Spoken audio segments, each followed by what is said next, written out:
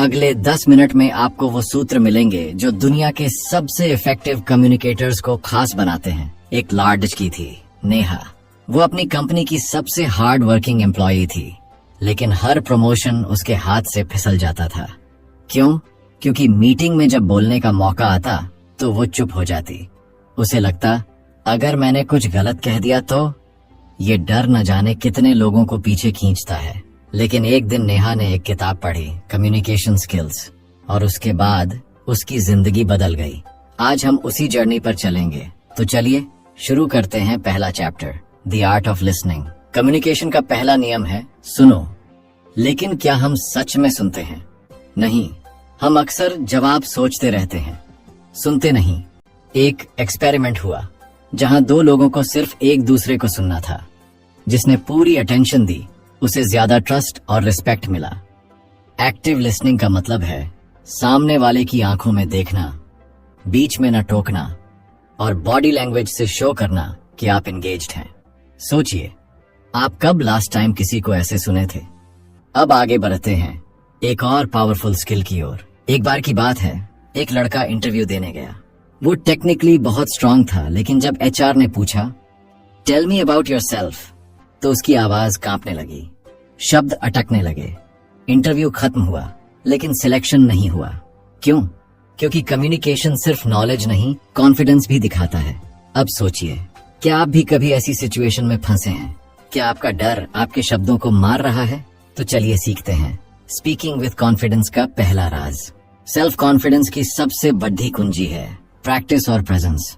बात करते वक्त आई कांटेक्ट रखें, शब्दों को धीरे धीरे और साफ बोलें, और सबसे जरूरी, साइलेंस से डरिए मत। ऋषि कपूर ने एक बार कहा था, पॉज इज पावरफुल। अगली बार जब आप कुछ कहें तो 1 सेकंड रुकिए, सोचिए और फिर बोलिए। इससे सामने वाले को लगेगा कि आप थॉटफुल हैं। सवाल, क्या आप ऐसे बोल सकते हैं कि लोग रुककर सिर्फ आपको सुने? अब जानते हैं कैसे वर्ड से ज्यादा असर डालती है आपकी बॉडी लैंग्वेज। आपका शरीर आपके शब्दों से पहले बोलता है। आपने देखा होगा, जब कोई झूठ बोलता है तो वो आंखें चुराता है या बार बार हाथ हिलाता है। बॉडी लैंग्वेज आपको इंस्टेंटली रिवील कर देती है। एक स्टडी के अनुसार कम्युनिकेशन में सिर्फ 7% वेट होता है वर्ड्स का, बाकी 93% आता है टोन और बॉडी से। सोचिए, अगर आपकी बॉडी बोले डर और जुबान बोले कॉन्फिडेंस, तो लोग क्या मानेंगे? इसलिए पोस्चर, जेस्चर्स और फेशियल एक्सप्रेशंस पर काम करना कम्युनिकेशन का दूसरा नाम है। एक वक्त था जब सौरभ एक मैनेजर बनना चाहता था, लेकिन उसकी बॉडी हमेशा नर्वस रहती। झुकी हुई कमर, हिले हुए हाथ और कमजोर आई कांटेक्ट। फिर उसने एक छोटा सा बदलाव किया। उसने मिरर प्रैक्टिस शुरू की। रोज 10 मिनट वो खुद से बात करता, अपने हाथों को कंट्रोल करता, मुस्कुराता, और 30 दिन बाद वो कॉन्फिडेंट दिखने लगा। याद रखिए, बॉडी लैंग्वेज मसल मेमोरी से बदलती है। आप जैसा दिखते हैं वैसा महसूस करने लगते हैं। अब चलते हैं एक ऐसे टॉपिक की ओर जो हर इंसान को चाहिए, असर्टिवनेस। असर्टिवनेस का मतलब होता है बिना किसी को नीचा दिखाए अपने दिल की बात कहना। अक्सर लोग 2 एक्सट्रीम्स में फंस जाते हैं, या तो वो दब जाते हैं या अग्रेसिव हो जाते हैं। लेकिन असर्टिव होना मतलब होता है रिस्पेक्टफुली ना कहना आना। जैसे, I understand your point but I have a different view. सोचिए, कितनी बार आपने दिल पर बोझ रखकर हाँ कहा है और बाद में पछताया।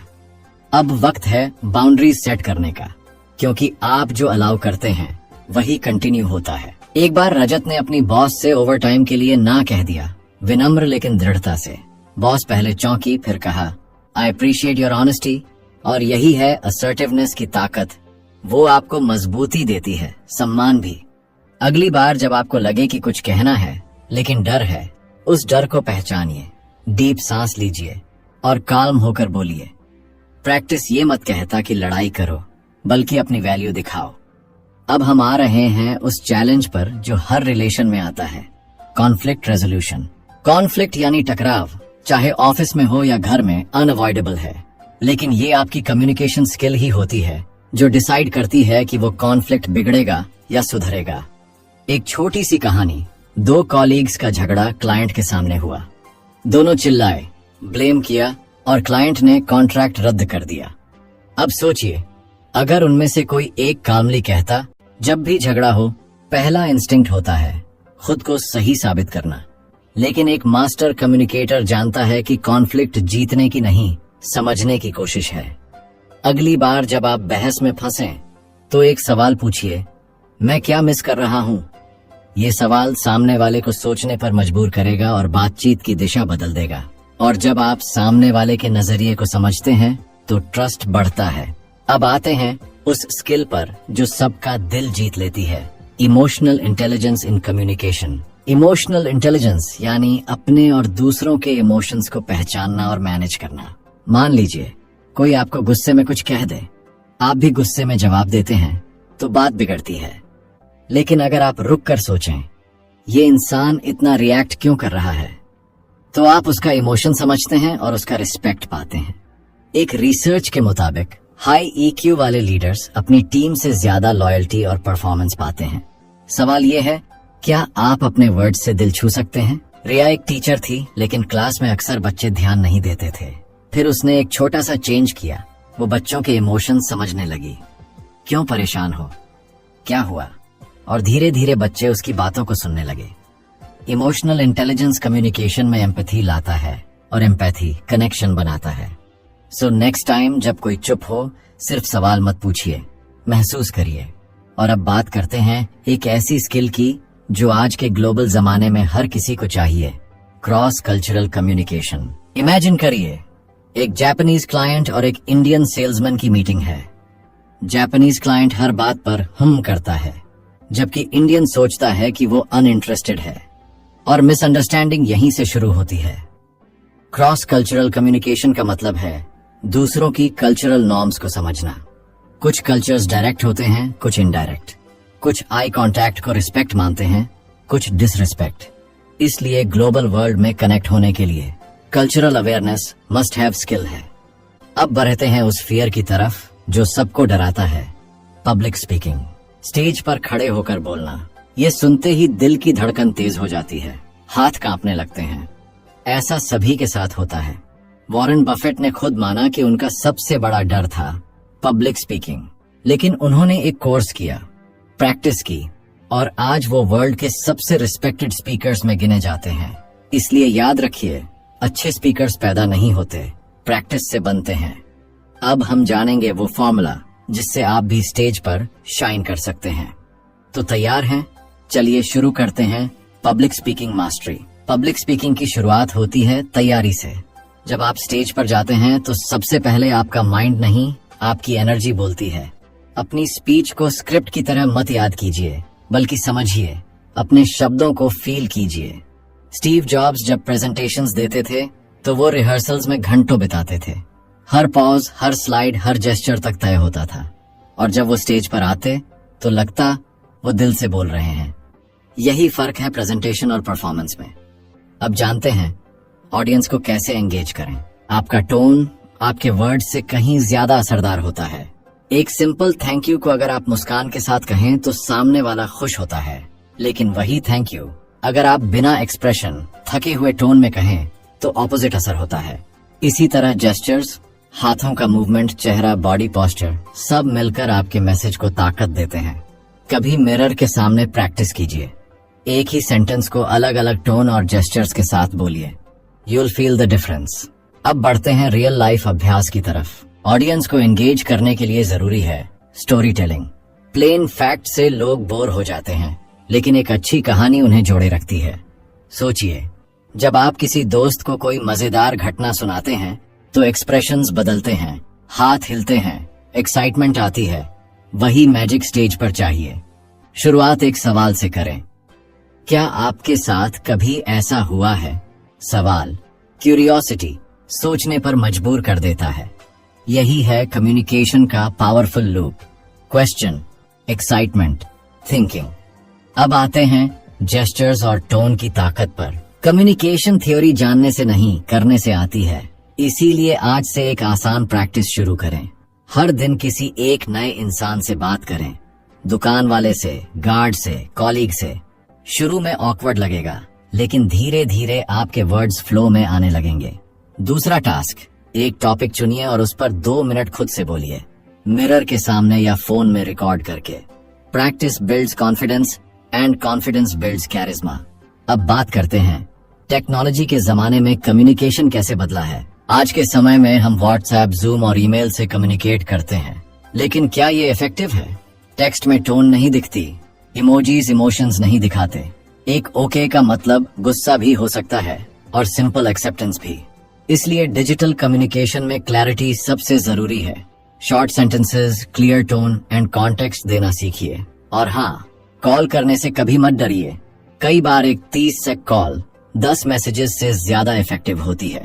सोचिए, आप किस तरह कम्युनिकेट करते हैं, टेक्स्ट से या दिल से।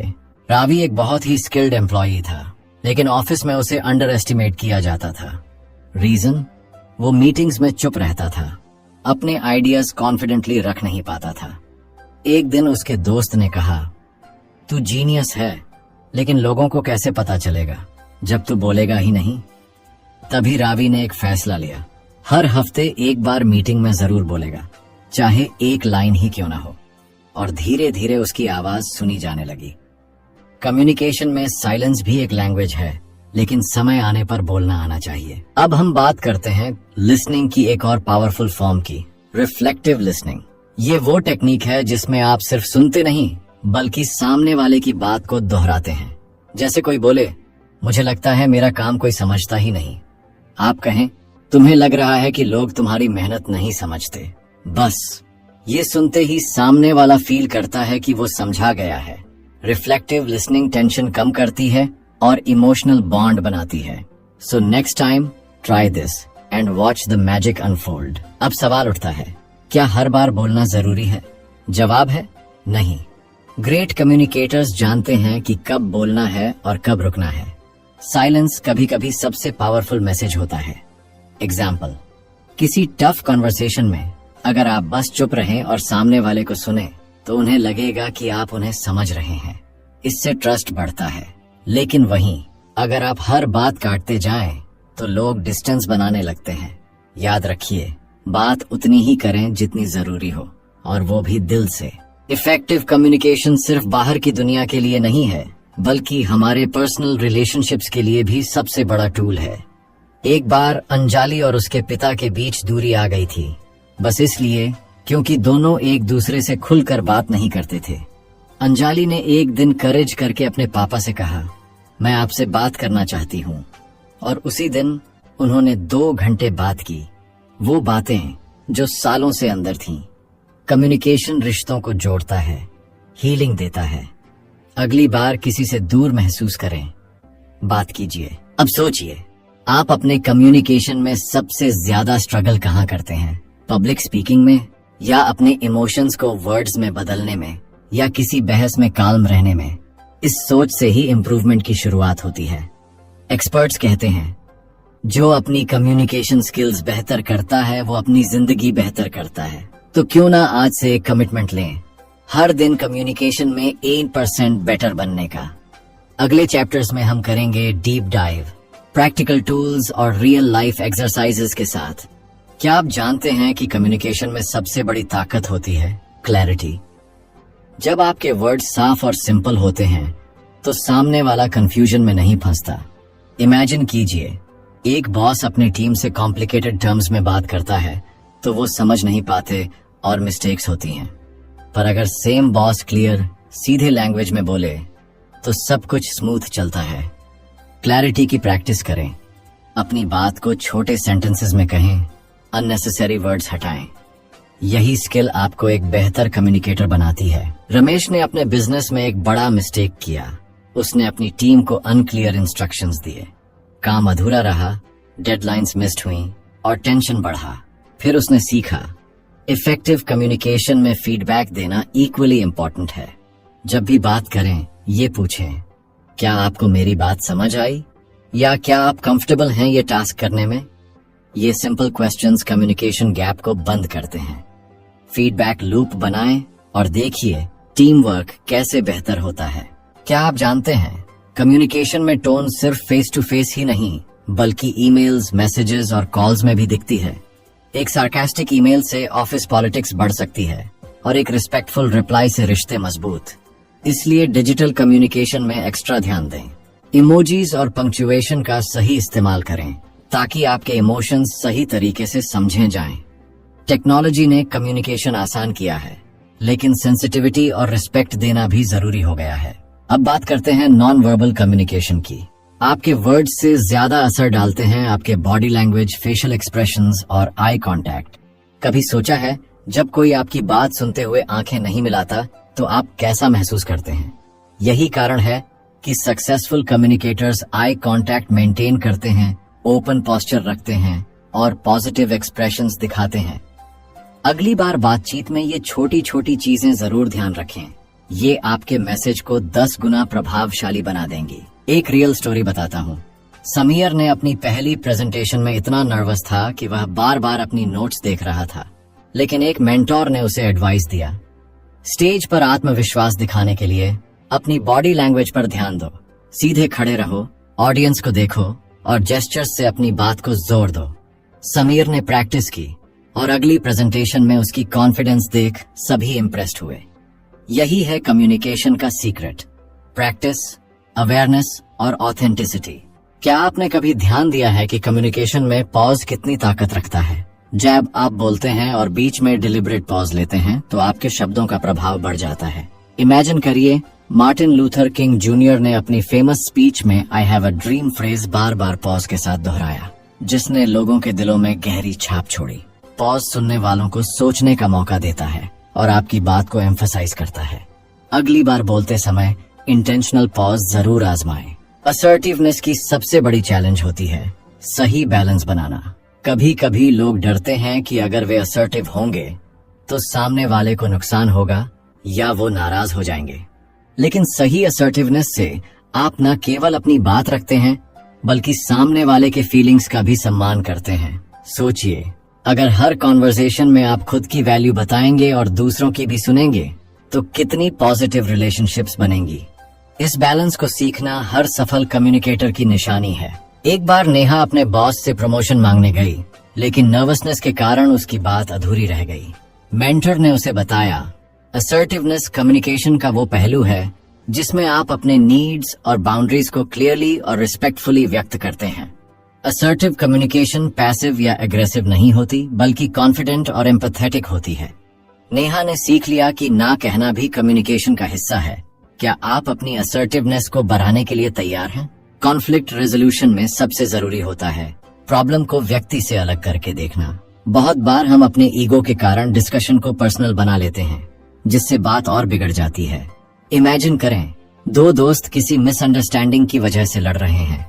अगर वे अपने गुस्से को छोड़कर समस्या पर ध्यान दें तो समाधान आसानी से निकल सकता है। इस तरह के अप्रोच से कम्युनिकेशन में क्लैरिटी आती है और रिलेशनशिप मजबूत होता है। क्या आप तैयार हैं अपने कॉन्फ्लिक्ट्स को दोस्ताना हल करने के लिए? एक क्लाइंट मीटिंग में अर्जुन को पता चला कि क्लाइंट उसकी सर्विस से संतुष्ट नहीं है।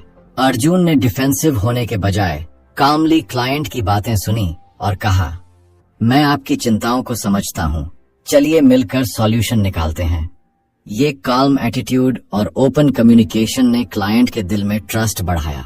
कॉन्फ्लिक्ट रेजोल्यूशन सिर्फ लड़ाई को खत्म करने का नाम नहीं, बल्कि एक नए समझौते की शुरुआत है। क्या आप तैयार हैं अपनी कम्युनिकेशन को नेक्स्ट लेवल पर ले जाने के लिए? इमोशनल इंटेलिजेंस या EQ कम्युनिकेशन की वो ताकत है जो हमारे शब्दों से भी ज्यादा असर डालती है। राहुल की कहानी सोचिए। एक स्ट्रेसफुल मीटिंग में उसने गुस्सा होने की बजाय कामली सिचुएशन समझी और रिस्पॉन्स दिया। उसकी इमोशनल इंटेलिजेंस ने सिचुएशन को एस्केलेट होने से बचाया। EQ हमें सिखाती है कि दूसरों की फीलिंग्स को समझना और अपने इमोशंस को मैनेज करना कम्युनिकेशन को स्मूथ बनाता है। क्या आप अपनी EQ बढ़ाने के लिए तैयार हैं? अब बात करते हैं एम्पैथी की, दूसरों की फीलिंग्स को महसूस करने की एबिलिटी। एम्पैथी कम्युनिकेशन में ब्रिज बनाती है। जब आप सामने वाले की बात को उनकी नजरों से समझने की कोशिश करते हैं तो आपकी बातों में जादू आ जाता है। एग्जाम्पल, जब कोई दोस्त परेशान होता है और आप सिर्फ सुनते हैं बिना जज किए तो वो रिलैक्स महसूस करता है। एम्पैथी से रिश्ते मजबूत होते हैं और मिसअंडरस्टैंडिंग्स कम। क्या आप अपनी कम्युनिकेशन में एम्पैथी ला सकते हैं? इमोशनल इंटेलिजेंस बढ़ाने का सबसे पहला कदम है सेल्फ अवेयरनेस, मतलब अपने इमोशंस को समझना और पहचानना। जब आप जानते हैं कि कब आप अपसेट, नर्वस या एक्साइटेड हैं, तो आप बेहतर तरीके से कंट्रोल कर सकते हैं कि अपनी बात कैसे रखें। सोचिए, अगर आप स्ट्रेस में हो और गलती से हार्श वर्ड्स कह दें तो सिचुएशन बिगड़ सकती है। इसलिए खुद को समझना और पॉज लेना कम्युनिकेशन का पहला स्टेप है। अगली बार अपनी इमोशंस पर ध्यान दें। क्रॉस कल्चरल कम्युनिकेशन आज के ग्लोबल वर्ल्ड में बहुत जरूरी है। प्रिया की कहानी याद कीजिए, जो एक मल्टीनेशनल कंपनी में काम करती थी।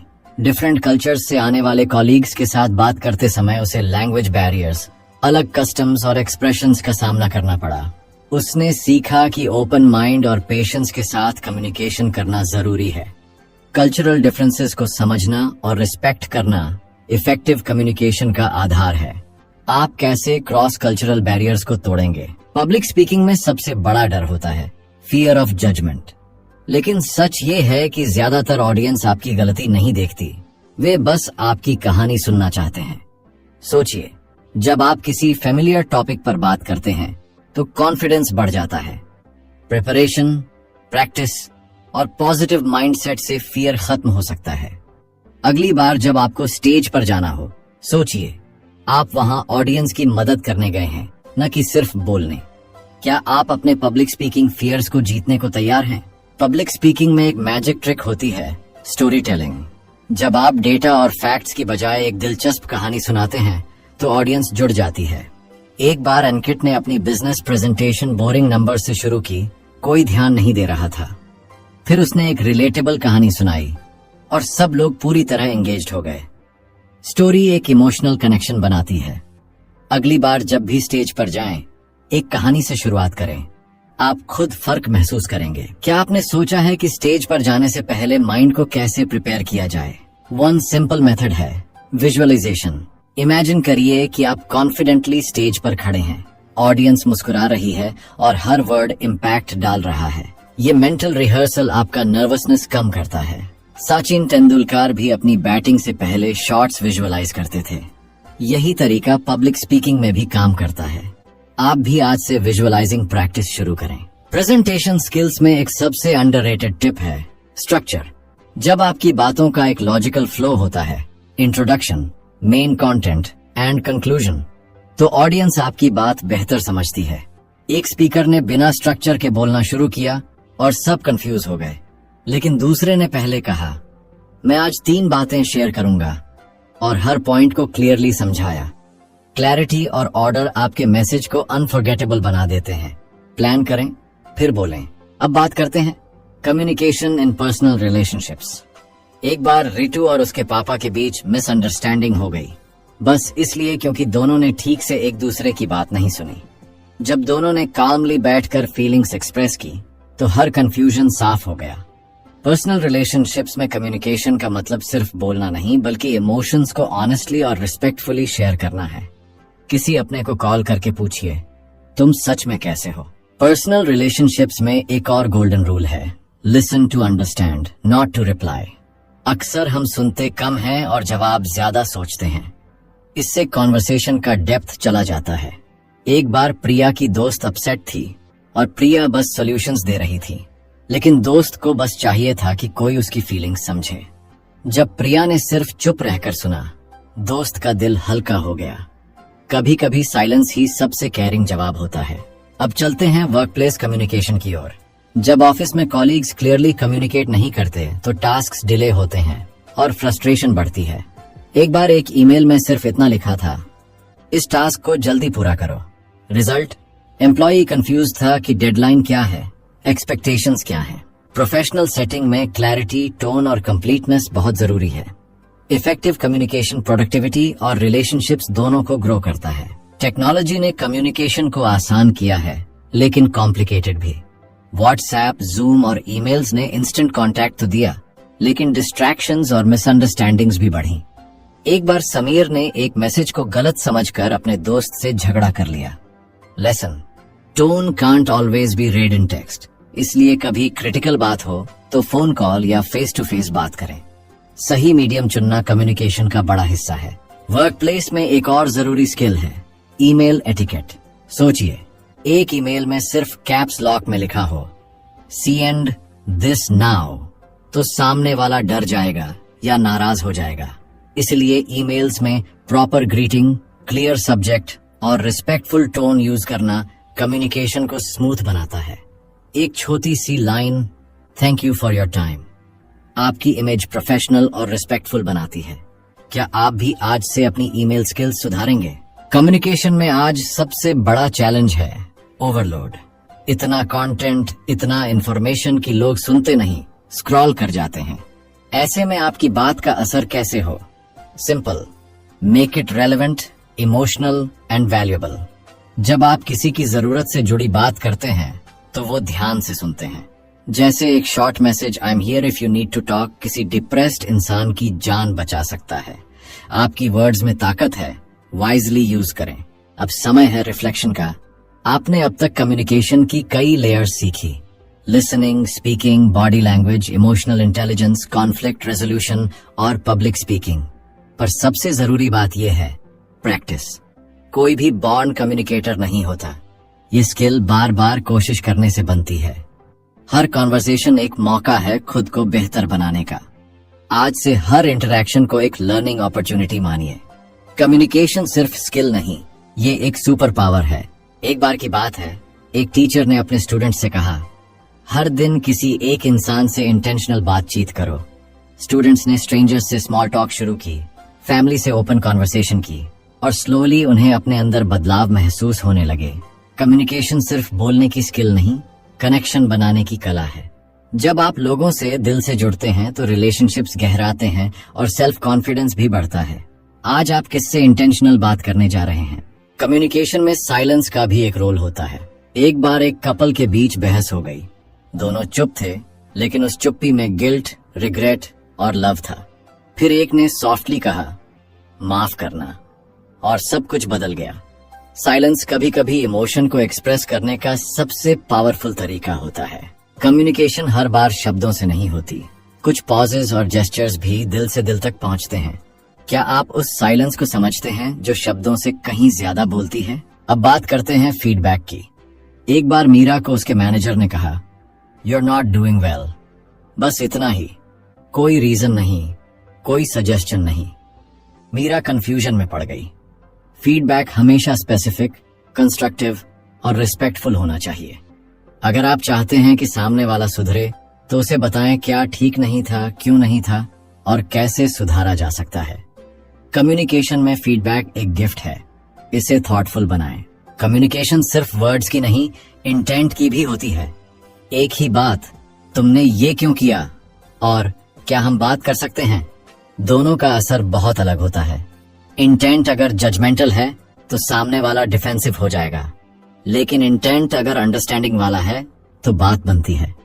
जब आप जेन्युइन क्यूरियोसिटी और रिस्पेक्ट के साथ बात करते हैं तो कम्युनिकेशन नेचुरल फ्लो में होती है।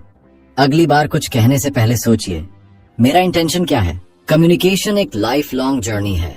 इसमें कभी मास्टरी नहीं आती, क्योंकि हर इंसान, हर सिचुएशन अलग होती है।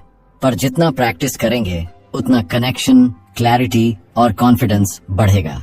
रोज एक छोटी चीज पर काम कीजिए, चाहे वो बेहतर सुनना हो, काल्मली जवाब देना हो या बॉडी लैंग्वेज पर ध्यान देना हो। कम्युनिकेशन आपकी थिंकिंग, रिलेशनशिप्स और करियर को बदल सकती है। क्या आप इस जर्नी को सीरियसली लेंगे? चलो अब एक कम्युनिकेशन एक्सपेरिमेंट करते हैं। आज जब आप किसी से बात करें तो उसे बिना इंटरप्ट किए पूरी बात कहने दें। फिर एक मोमेंट पॉज लें और जवाब सोच कर दें। आप पाएंगे कि कॉन्वर्सेशन का लेवल ही बदल गया है। हम जितना ध्यान से सुनते हैं उतना ही असरदार जवाब दे पाते हैं। ये छोटा सा चेंज आपकी कम्युनिकेशन को नेक्स्ट लेवल पर ले जा सकता है। तो आज ही ट्राई करके देखिए, क्या फर्क महसूस हुआ? क्या आपने कभी मिरर प्रैक्टिस की है? Standing in front of a mirror and speaking. ये मेथड आपकी बॉडी लैंग्वेज, टोन और कॉन्फिडेंस को पॉलिश करता है। ग्रेट स्पीकर्स जैसे बराक ओबामा भी अपने स्पीचेस ऐसे रिहर्स्ड करते हैं। ये ऑकवर्ड लग सकता है, पर रिजल्ट आपको खुद हैरान कर देगा। मिरर आपको फीडबैक देता है, आपके जेस्चर्स और एक्सप्रेशंस को समझाता है। आप भी आज से 5 मिनट रोज मिरर के सामने बोलना शुरू करें। कम्युनिकेशन में एक और मजबूत टूल है आस्किंग द राइट क्वेश्चंस। एक बार एक मेंटोर ने अपने स्टूडेंट से सिर्फ 3 सवाल पूछे। तुम क्या चाहते हो, क्यों चाहते हो और कब से शुरू करोगे? और स्टूडेंट की पूरी लाइफ की क्लैरिटी आ गई। सवाल सोचने पर मजबूर करते हैं। जब आप दूसरों से पावरफुल क्वेश्चंस पूछते हैं तो आप उनकी जिंदगी में क्लैरिटी और डायरेक्शन लाते हैं। क्या आपने खुद से भी कभी ऐसे सवाल पूछे हैं? आपकी आवाज आपकी पहचान है। वॉइस मॉड्यूलेशन मतलब टोन को सही जगह ऊपर नीचे करना कम्युनिकेशन को एंगेजिंग बनाता है। एक डल फ्लैट वॉइस से पावरफुल बात भी बोरिंग लगती है, लेकिन अगर इमोशन के साथ बोला जाए तो हर बात दिल तक जाती है। प्रैक्टिस करें पॉजेस लेने की, स्ट्रेस डालने की, जरूरी वर्ड्स पर और नेचुरल टोन में बोलने की। आपकी आवाज से ही लोग तय करते हैं क्या इस इंसान को सीरियसली लेना चाहिए। कम्युनिकेशन स्किल एक टूल किट है और आपने इस वीडियो में हर टूल को जाना है। Active listening, body language, public speaking, empathy, emotional intelligence, assertiveness और भी बहुत कुछ। अब ये टूल किट आपके पास है, फर्क बस प्रैक्टिस और अवेयरनेस का है। हर इंटरैक्शन एक नया मौका है बेहतर कम्युनिकेटर बनने का। याद रखिए, आप जैसे कम्युनिकेट करते हैं वैसे ही लोग आपको समझते हैं। तो बोलिए सोचकर, सुनिए दिल से और बनाइए हर बातचीत को एक मास्टरपीस।